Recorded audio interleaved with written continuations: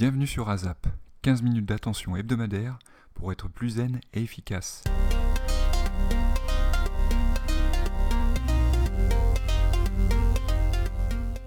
Chaque semaine, dans ce podcast, une personnalité vient partager ses principaux apprentissages en matière de productivité et de sérénité au travail. Si vous aimez ce podcast, vous pouvez m'aider et m'encourager en le notant 5 étoiles et en parlant autour de vous. Épisode 0, Jean-Baptiste Vier, ou comment développer son entreprise alors qu'on est salarié et père de famille. Donc, je m'appelle Jean-Baptiste Vier, je suis chef de projet digital chez Orange. J'écris également des livres, on va dire, pour s'améliorer sur YouTube et prochainement sur le marketing vidéo, pour faire de plus belles vidéos, publier de plus belles vidéos sur Internet. J'anime un blog depuis plus de 10 ans sur l'informatique, janvier.info, et j'ai également une chaîne YouTube où j'apprends à tout à chacun à devenir tirer une meilleure partie de tout ce qui nous entoure en termes de logiciels, outils informatiques, que ce soit un smartphone, un PC, voilà un petit peu qui je suis. Mon blog a très bien marché, on va dire jusqu'en 2012, et à ce moment-là, je faisais, je pense, plus de 500 000 visiteurs par mois, plus de 4 000 € de revenus. Ma chaîne YouTube, par contre, elle a pris le relais. Quand je l'ai vraiment, j'ai dit que je voulais en faire quelque chose il y a 2 ans. Je devais être à peu près à 1000 abonnés, j'en suis à presque 25 000 maintenant. Donc je cumule plus de 5 millions de vues sur ma chaîne YouTube maintenant, alors qu'il y a un an, je pense que j'étais à moins de 2 millions de vues, donc ça accroît assez rapidement. Sur les ventes de mes livres, alors, le premier que j'ai sorti en auto-édition, j'en ai vendu plus de 2000 exemplaires, ça continue encore à se vendre. YouTuber, alors, donc le livre pour créer sa chaîne YouTube, la faire connaître et gagner un peu d'argent avec, c'est vendu à plus de 5000 exemplaires. Ma fierté, c'est de réussir à vendre des e-books aussi au niveau des livres. Souvent, c'est un truc qui est critiqué dans l'édition, c'est que les gens pratiquent des tarifs d'e-books trop élevés. Moi, je suis moi-même un lecteur de livres numériques. Donc, sur Blockbuster, j'ai 2/3, c'était des e-books qui ont été vendus. Là, sur YouTuber, comme il est commercialisé dans des magasins physiques, c'est normal que je vende plus de livres papier, mais je vends quand même 1/3 d'e-books parce que j'ai réussi à négocier auprès de mon éditeur qu'on ait un tarif inférieur à 5 €. Donc mon blog, j'ai lancé quand j'avais des petits pépins de santé. Il y a de ça 12 ans, quelque chose comme ça. J'ai eu ce qu'on appelle la maladie de Hodgkin. C'est une maladie assez rare. C'est une espèce de cancer des ganglions. J'ai eu 16 séances de chimiothérapie. Je faisais ça toutes les 2 semaines. Et donc quand tu as la chimio, en fait, tu es complètement claqué, complètement explosé, fatigué. Et c'est à ce moment-là que j'ai lancé mon blog parce que je ne pouvais pas sortir dehors. Je voyais quasiment personne le week-end. Et donc j'avais du temps à consacrer à un projet de site web. J'avais déjà fait quand j'étais étudiant, donc c'était peut-être un an après avoir eu mon diplôme, j'étais salarié chez Orange. J'avais fait un petit site web, un petit CV en ligne, mais j'avais jamais le temps de publier du contenu. Et donc j'ai fait tout ce qu'il faut. J'ai monté le WordPress et j'ai publié du contenu en lien avec l'informatique, des tutos notamment qui ont très bien marché sur des usages un petit peu anciens. À l'époque, à cette époque-là, 2005-2006, on se posait des questions de savoir comment regarder des séries qui étaient diffusées aux États-Unis. Donc j'avais un petit tuto sympa qui expliquait comment changer son adresse IP. Et ça a été super sympa parce que c'est là où est née ma communauté. J'ai publié des tutos et j'avais des interactions, donc pas en vrai, mais dans le monde digital, de gens qui me posaient des questions. J'avais plus de 300 commentaires sur certains tutoriels. Et donc c'est vraiment là où est née l'aventure. Et finalement, un handicap, le fait que je ne pouvais pas sortir dehors, que j'étais très fatigué, s'est transformé en quelque chose... ça m'a permis de continuer à avoir une vie sociale, quoi. Donc l'audience a progressé notamment parce qu'à l'époque chez Orange on était un petit peu sensibilisé au référencement naturel. Donc il y avait Olivier Dufay du site WebRank Info qui était venu faire une formation aux équipes techniques, aux équipes marketing. Moi j'avais participé à la formation marketing et ça avait été comme une révélation, son enseignement. Je me suis dit bon, on va essayer de l'appliquer sur les chaînes de contenu Orange que je gérais. J'étais un petit peu en support. Et puis moi, si j'ai envie de comprendre comment ça marche, c'est bien aussi si je peux le faire sur mon blog. Et le blog était vraiment ça, c'était pouvoir comprendre des mécanismes de façon agile, souple. J'ai mis en place ces petites recommandations. L'audience de mon blog a augmenté. Le jour où j'ai mis de la publicité AdSense, ça a cartonné parce que c'était des pubs contextuelles à mon contenu. Je sais plus, je faisais 100 000, 200 000, 300 000, 500 000 visiteurs par mois. avec des revenus qui ont monté crescendo, des revenus publicitaires. Un an après, vraiment, où mon trafic a explosé à plus de 500 000 visiteurs, j'étais à plus de 4 000 € de revenus publicitaires par mois. Et donc c'est devenu à ce moment-là une sorte d'une vraie occupation, parce que ça valait le coup de passer du temps, puisque ça me rapportait même à l'époque plus que ce que je gagnais en tant que chef de projet chez Orange. Alors c'était moins compliqué à l'époque parce que ma femme devait travailler le week-end, j'avais pas encore mes enfants. Donc finalement, j'avais pris cette habitude. Peut-être au bout d'1 ou 2 ans, j'avais plus de problème de maladie, mais j'avais pris cette habitude d'être un peu casanier. Donc ça ne me posait pas de problème de bosser le week-end ou le soir. C'est quand j'ai commencé à avoir ma première fille, ma vie de famille, mon deuxième enfant. À ce moment-là, j'ai commencé à avoir un sens des priorités qui a changé. Je me suis dit, finalement, tout ce que je fais là, en fait, si je gagne de l'argent, si j'ai acheté un appartement, etc., c'est pour être bien avec ma famille. C'est pas pour me faire de l'argent, quoi. Donc, je me suis dit, c'est con de passer du temps alors que je pourrais le passer avec mes enfants. Et donc là, j'ai changé d'état d'esprit et je me suis plutôt organisé pour pouvoir passer du temps avec mes enfants.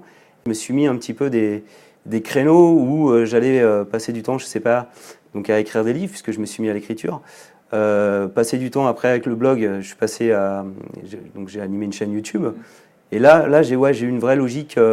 C'est de trouver les moments où je serais le plus productif et les moments où finalement ça n'a pas d'impact sur ma famille. Donc ça a été plutôt le soir, plutôt le samedi pour publier quelque chose le dimanche matin et être sûr que le dimanche, toute la journée, je puisse passer du temps avec mes enfants, avec ma femme. Alors il m'est venu l'idée d'écrire un livre quand j'ai vu mes audiences et mes revenus baisser drastiquement sur mon blog. Et c'était un petit peu, et que je me suis en même temps contrôlé par le fisc. Donc c'est la conjonction de ces 3 événements, baisse de revenus, baisse d'audience et contrôle fiscal, et qui me donnait envie de m'exprimer dans un autre canal que le web. Il faudrait que j'explique un petit peu aux gens qui veulent lancer une aventure entrepreneuriale sur le web. Attention à bien faire les choses, quoi, à créer une entreprise, à déclarer vos revenus, à faire tel ou tel machin. Et c'est ça qui m'a donné envie d'écrire le livre. Pas tellement pour en gagner de l'argent, mais plus pour parler, pour échanger et être lu. Voilà, parce que en fait, les contenus d'un blog, c'est vite consommé. Le temps est consacré à la lecture d'un article de blog est très rapide. Souvent, on va lire l'information essentielle en début d'article, on ne va pas lire tout l'article. Je savais qu'avec le livre, je pourrais avoir une attention beaucoup plus intéressante, supérieure, et quelque part raconter cette histoire du petit blogueur du dimanche qui s'est fait massacrer par le fisc et dire aux autres faites attention, faites pas comme moi, faites mieux. Voilà, et ça a eu un vrai intérêt puisque le livre s'est plutôt bien vendu. Mais en écrivant le livre, ça a pris du temps et donc il a fallu trouver des mécanismes d'organisation. J'étais beaucoup plus organisé que quand je faisais mes articles de blog, qui étaient un peu, quand j'avais envie, c'était un peu au feeling, parce que quand on écrit un livre, il faut se donner un planning de sortie, quand est-ce que je vais sortir le livre. Il faut se dire, il faut que j'avance, je sais pas, à raison de 15 heures d'écriture par semaine, et il faut trouver surtout le temps où tu es le plus productif, donc où tu n'es pas dérangé. Et donc notamment le matin, c'est beaucoup plus efficace parce que tu as l'esprit libre. Tu démarres la journée, donc si j'arrivais à me lever tôt le matin, 2 heures, pour me consacrer à l'écriture du livre, c'était bien. Et le week-end également, voilà. Mais c'est quand même une période douloureuse parce que tu mets un petit peu de ta vie en sacrifice pendant cette période-là, quoi. Quand tu cumules plein de trucs comme ça, à un moment donné, que tu as une chaîne YouTube, que tu as un blog, que tu écris des livres, que tu as ton boulot à côté, que tu as ta vie de famille, tu essaies de trouver des systèmes pour être mieux organisé. Donc il y a notamment Getting Things Done que tu m'avais conseillé pour la gestion des emails et des to-do list. Tu reçois un mail que tu peux traiter en 5 minutes, j'avais lu ça, tu y réponds tout de suite, et ça te permet d'y répondre et de passer à autre chose. Donc j'avais lu donc le livre The Miracle Morning qui expliquait justement quand le matin tu te lèves, tu as l'esprit dégagé, tu peux consacrer un peu de temps à une activité un peu cérébrale. Je crois qu'il recommande de lire 1 heure et d'écrire pendant 1 heure. Donc ça, c'est pas mal. Dans l'écriture d'un livre, tu as plein de petites tâches aussi qui ne sont pas forcément très intellectuelles. Quand tu dois faire la retranscription d'interview. Et donc, c'est bien. Parfois, dans ta vie, je fais des placements professionnels. Je passe beaucoup de temps dans les aéroports. Et je sais que là, je vais avoir du temps. Ou même quand je prends le TGV en famille, et ben là, je sais que je vais avoir un petit temps sympa pour faire des choses qui ne sont pas très intéressantes. Donc j'optimise ce temps-là, je sais pas, pour faire la retranscription d'interview par exemple, quoi. Alors il y a aussi un truc que j'utilise fortement. Tout ce que je fais en fait, j'ai des déclinaisons diverses et variées. Par exemple, je peux faire un article de blog, je vais le décliner en vidéo YouTube. Et cette vidéo YouTube, ça va être une partie, une fiche ou un article, enfin un chapitre d'un de mes livres. J'essaie d'avoir cette logique-là un peu. Comme ça, et puis même, ça peut servir aussi d'une présentation, si je suis invité, je sais pas, par une école.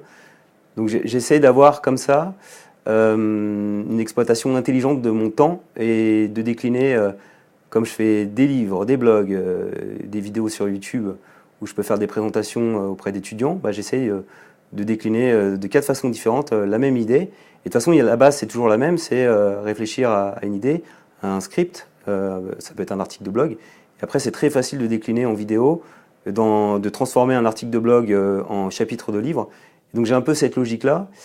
Donc j'essaie dans la mesure du possible de faire des belles vidéos, bien travaillées, scriptées, etc. Mais bien évidemment, parfois, j'ai pas le temps de faire ça. Et moi, je préfère, en fait, je me suis imposé une discipline, essayer de publier une vidéo toutes les semaines sur ma chaîne. Et ça fait 2 ans que je fais ça, donc ça fait plus de 100 semaines que je suis à ce rythme-là. Et j'ai pas l'impression d'être submergé ou quoi. Au contraire, je vis ça comme une habitude. Donc j'ai eu un apprentissage, et ce qui me permet d'exercer et d'être bon à chaque fois. En fait, c'est plus la pratique qui rend bon. Et quand je me suis lancé, c'était évidemment pas parfait, parce que j'ai eu des remarques, des reproches, mais je les ai reçus de façon positive. Parce que finalement, il y a un mécanisme dans l'apprentissage, c'est quand on fait une erreur, qu'on nous la remonte, qu'on va l'analyser et qu'on va la comprendre et qu'on va plus la refaire après. Et en général, les gens, quand ils prennent des erreurs, ils sont bienveillants. Les erreurs classiques quand on fait des vidéos, c'est qu'on ne regarde pas l'objectif de la caméra, mais le retour caméra. Et donc il y a des gens qui me disaient, regarde-nous quand même, on est là. Parfois j'ai fait des vidéos sans trop les travailler parce qu'il y avait de l'actu. Et c'est ces vidéos-là qui ont mieux fonctionné, parce que j'étais dans l'actu, parce que j'étais dans un discours authentique. Donc maintenant, voilà, si j'ai pas de temps, je préfère quand même faire la vidéo. Elle sera pas parfaite, je prendrai un sujet qui est moins ambitieux, je le publierai. Et à ma grande surprise, parfois ça pourra mieux marcher qu'une vidéo où vraiment je me suis pris la tête, j'ai fait plein de recherches. Et finalement, le sujet, il n'était pas assez simple, il parlait pas assez aux gens, et donc je suis passé à côté. C'est vrai que c'est un bon conseil de se dire, lançons-nous, faisons des choses, même imparfaites, plutôt que de prendre du temps, de se dire, de se refuser, de se censurer, de dire je vais pas faire ça, c'est pas parfait. Et même en voulant délivrer la perfection, on peut se planter. Donc vaut mieux faire des choses imparfaites et collecter les feedbacks des internautes pour s'améliorer la fois d'après. Alors il y a un outil qui récemment m'a permis d'être plus efficace dans l'écriture d'un livre, parce que c'est le dernier livre que j'ai fait, Marketing Vidéo. On l'a écrit à 2 et il fallait être organisé, il fallait définir qui fait quoi. Et on a utilisé l'outil Trello qui permet d'avoir une gestion des tâches efficace. Alors je ne sais plus trop quoi, il y a des colonnes, il y a 4 colonnes, to do, done, doing, et on peut affecter aussi des profils. Donc je me souviens, on se faisait des points réguliers toutes les semaines. Il y avait, 4 tâches qui tournaient, on les plaçait. On disait, tiens, moi je vais faire ça, toi tu vas faire ça. Ce qui permettait de ne pas faire 2 fois la même chose. Donc chacun, dans le livre, il y avait 48 fiches, on s'est tous chacun pris une fiche, on s'est réparti le travail, il y avait chacun un leader en fait sur une des fiches qu'on a rédigées. Après, on pouvait revenir dessus, mais il n'y avait qu'un seul rédacteur au départ, et tout ça a été géré via l'outil Trello. Et finalement, ça a assez bien marché. On avait commencé sans au départ, et à chaque fois, en ayant commencé sans au départ, qu'est-ce qu'on faisait? Une mauvaise méthode. Je me souviens, le premier chapitre, on l'avait écrit, donc qui contient 4 fiches à 2. J'avais écrit un truc, on le rechallengeait, on passait des heures. On a dû passer au moins 3 séances, 3 semaines à échanger sur le premier chapitre. Et on s'est vite vu, on s'est vite rendu compte à ce moment-là que si on faisait ça pour chaque chapitre, on allait exploser notre temps. Donc on s'est dit, de façon plus intelligente, chacun fait son truc, on le consigne dans Trello. Et donc dans cette logique de Trello, en fait, c'est cette gestion des tâches par Kanban. On liste toutes les tâches à faire, et en fait, là on n'est que 2, mais si on prend dans le développement logiciel ou de site web, en général, c'est la personne qui décide quelle tâche il veut faire. Comme c'est la personne qui décide quelle tâche il veut faire, il va être beaucoup plus motivé à la faire. Il y a aussi cette notion-là, hein, on est productif parce qu'on est motivé. Alors je retiens aussi un truc de Meeting Sumo, parce que je vais consulter un petit peu tes articles de temps en temps, que tu relayes sur ton compte LinkedIn, Alexandre. Et c'est un truc que je sors à chaque fois souvent. Quand on fait une réunion, il faut avoir une seule pizza. Alors vous savez pourquoi il faut avoir une seule pizza? Parce qu'il faut pouvoir nourrir, avec une pizza, on peut nourrir 5 personnes. Ce qui veut dire que si dans une réunion, il y a plus de 5 personnes, ça va pas être une réunion productive, et donc il faut annuler la réunion. Voilà. Donc retenez ça, une pizza, 5 personnes, une réunion réussie. Alors la citation que j'aime bien, c'est « Choisis un travail que tu aimes et tu n'auras jamais l'impression de travailler de ta vie ». C'est une citation de Confucius, et donc c'est le sentiment que j'ai en fait quand je travaille en dehors de mon boulot chez Orange, et également quand je travaille chez Orange. J'ai la chance en fait d'aimer ce que je fais. Et ce que je fais chez Orange me sert dans ma sphère entrepreneuriale à côté, quand je bosse le week-end. J'ai des tas de choses, de cas pratiques qui viennent enrichir ma chaîne YouTube, mon livre, et également dans l'autre sens, tout ce que je fais à côté sur ma chaîne YouTube, sur mon blog, ou dans mes livres, les rencontres que j'ai pu faire grâce à mes livres, notamment des témoignages que j'ai pu avoir, ça vient enrichir mon expérience professionnelle, et donc je me sens assez bien. Je suis toujours content de bosser dans une boîte comme Orange, de pouvoir changer de métier. Là, bientôt, je vais aller bosser dans le sud de la France dans des métiers techniques. Je vais pouvoir apprendre le code. Et j'ai jamais eu le sentiment d'être frustré au travail, quoi. Si vous avez aimé cet épisode, je vous encourage à aller laisser 5 étoiles sur iTunes ou SoundCloud et à laisser vos commentaires. Ça m'aide de toute façon à progresser. Et je vous donne rendez-vous pour un prochain podcast.